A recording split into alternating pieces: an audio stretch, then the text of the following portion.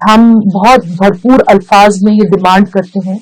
کہ پہلے تو ایک انکوائری ہو، ایک ایسی انکوائری ہو کہ پھر جن لوگوں نے یہ بھیانک حادثہ کیا ہے ان کو سین پر سامنے لائیں، ان کو ایک ایسی سزا دی جائے کہ اگلے بار کوئی پشاور کے لوگوں کے ساتھ یا شہریوں کے ساتھ اس طرح کا کھلواڑ کرنے سے ڈرے۔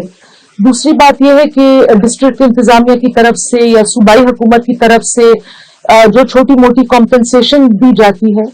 اس کو صحیح ہاتھوں میں دیا جانا چاہیے۔ ہمیں تو مجھے ڈائریکٹلی سی سی پی او صاحب کے آفس سے اس طرح کا خط ملا ہے، لیکن انٹیریئر منسٹر، پرائم منسٹر اور جو ہمارے فورن منسٹر ہیں وہ کہتے ہیں کہ کوئی تھریٹ نہیں ہے، کوئی بات نہیں ہے،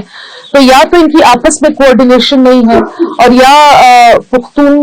کے خون کی کوئی ان کی آنکھوں میں کوئی اہمیت نہیں ہے، کیونکہ خطرہ بھی ادھر ہے، جان کی بازی بھی ہم لگا رہے ہیں اور ہمارے خون کے ساتھ ہولی کھیلی جا رہی ہے۔ ان کا رسپانس ہمیشہ کی طرح بہت سلو ہے۔ جو لوگوں کی شہادتیں ہو گئی ہیں وہ تو ہو گئی ہیں، لیکن اگلا جمعہ بھی آئے گا،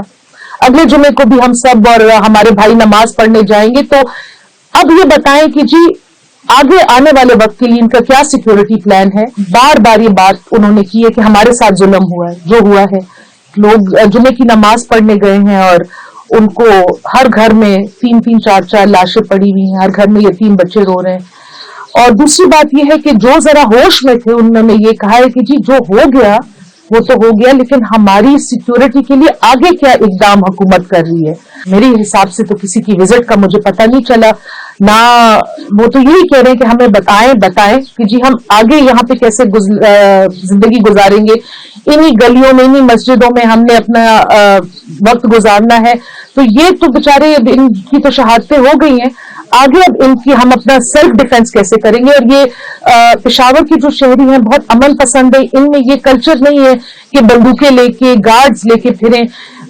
یہ چاہتے ہیں کہ حکومت وقت اور اسٹیٹ ان کا تحفظ کرے، یہ اپنی مدد آپ اپنا تحفظ کرنے کے قائل نہیں ہے۔